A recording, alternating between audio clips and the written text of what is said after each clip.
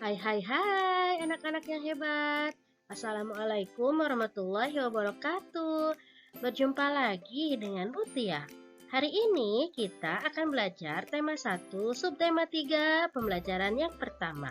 Sebelum melakukan pembelajaran, kita harus berdoa dulu ya, agar pembelajaran kita mudah dipahami. Tahukah kamu harimau Sumatera, orang utan dari Kalimantan, atau badak bercula satu dari ujung kulon? Hewan-hewan tersebut merupakan jenis hewan Indonesia yang dilindungi karena langka. Apa yang menyebabkan hewan tersebut menjadi langka? Ayo kita cari tahu. Kita mengamati bersama ya. Nah, apa yang terjadi dengan hutan tersebut apabila dijadikan perkotaan? Nah, yang kedua, bagaimana dengan nasib hewan-hewan yang hidup di hutan? Yang ketiga, di mana hewan-hewan tersebut akan tinggal jika hutan sudah musnah?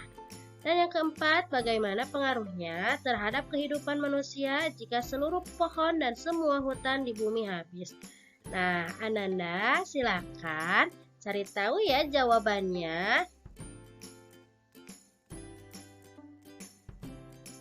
Ayo kita selamatkan hewan dan tumbuhan.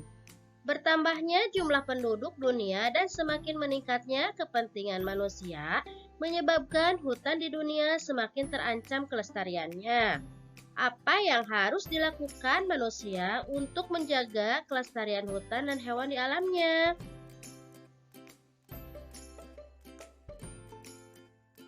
Kita membaca bersama ya.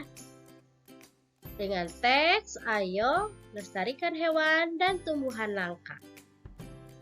Indonesia merupakan negara kepulauan yang kaya akan beragam jenis hewan dan tumbuhan.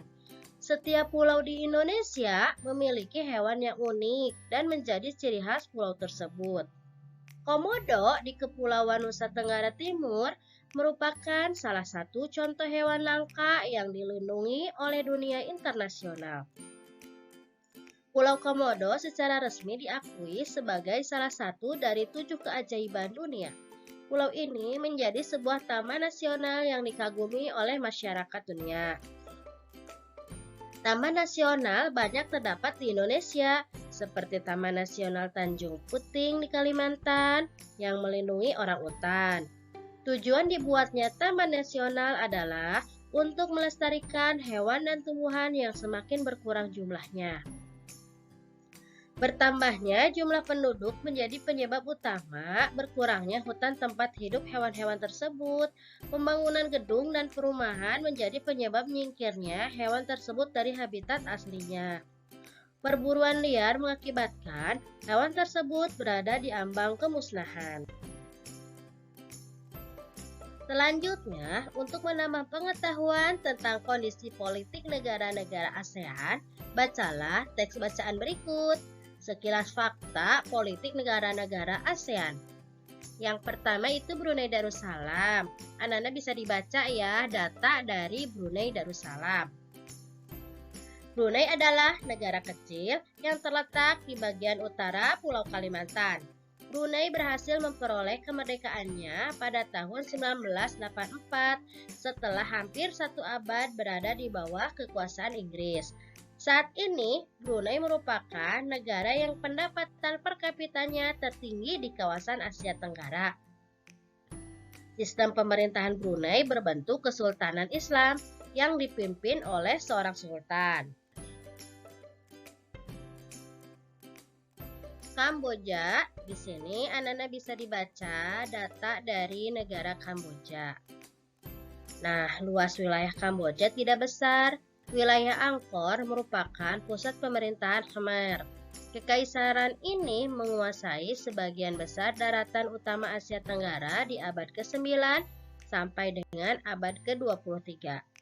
Bangunan peninggalan Kekaisaran Khmer yang sangat terkenal adalah Candi Angkor yang juga dijadikan lambang di bendera negara Kamboja. Indonesia.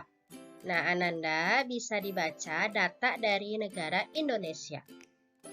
Indonesia merupakan negara dengan luas wilayah terbesar di Asia Tenggara. Negara kepulauan ini memiliki kurang lebih 17.000 pulau. Fakta geografis ini membuat warga Indonesia terdiri atas berbagai suku, agama, dan budaya. Ada ratusan suku serta ratusan dialek di seluruh wilayah Indonesia. Pancasila merupakan dasar negara yang ditetapkan oleh para pendiri bangsa Indonesia. Nilai-nilai yang terkandung dalam Pancasila diambil dari tradisi serta nilai-nilai bangsa. Nilai-nilai ini dianggap mampu menjadi landasan perilaku bangsa yang beragam latar belakang etnis dan budayanya. Selanjutnya, kita masuk ke negara Laos. Ada data dari negara Laos, silahkan Ananda baca ya. Nenek moyang penduduk Laos berasal dari Cina Selatan. Pada tahun 1353, penduduk Laos dipimpin oleh Pha Ngoan yang menyebut wilayah yang dipimpinnya sebagai Kerajaan Sejuta Gajah. Kerajaan besar ini bertahan hingga tahun 1700-an sampai akhirnya terpecah belah. Sekitar tahun 1800, sebagian besar Laos dikuasai oleh Siam. Kemudian, Prancis mengambil alih dan memerintah di sana tahun 1893. Pada tahun 1893, Prancis mengambil alih kekuasaan. Pada tahun 1954, Perjanjian Geneva menetapkan Laos sebagai sebuah negara yang bebas dan netral. Perang saudara masih berkecamuk antara pasukan yang setia kepada pemerintah melawan gerilyawan komunis Pathet Lao. Malaysia. Data dari Malaysia silahkan disimak ya. Tahun 1400-an, wilayah di Selat Malaka mulai dikenal sebagai pusat perdagangan. Sejak saat itu, wilayah tersebut menjadi daerah yang diperebutkan. Tahun 1511, Portugis berhasil menguasai Malaka. Tahun 1641, Belanda mengambil alih. Lalu, tahun 1786, Inggris masuk ke Malaka dan menguasai Pulau Penang. Tahun 1824, Belanda menyerahkan Malaka ke Inggris. Pada masa Perang Dunia Kedua, Jepang sempat menduduki Malaka, namun kemudian Inggris berhasil menguasai kembali Semenanjung Malaya di tahun 1945. 3 tahun kemudian, Inggris membentuk Federasi Malaya. Di tahun 1957, Federasi Malaya berhasil mendapatkan kemerdekaannya. Inggris juga menyerahkan Penang dan Malaka. Myanmar. Nah, ada data dari negara Myanmar, silakan Ananda dibaca. Tahun 1948, Myanmar menjadi negara merdeka yang menganut sistem demokrasi parlementer. Perdana Menteri pertama bernama U Nu. Tahun 1958, pihak militer yang dipimpin oleh Jenderal U Ne Win menjatuhkan U Nu. Mereka mengambil alih kekuasaan negara. Sejak saat itu, Myanmar menganut sistem satu partai politik dan meninggalkan sistem demokrasi parlementer.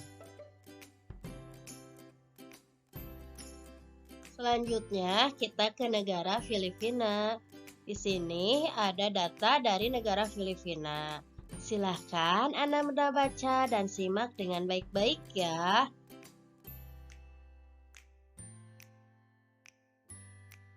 Negara selanjutnya, Singapura. Silahkan dibaca ya Anda semuanya, negara Singapura.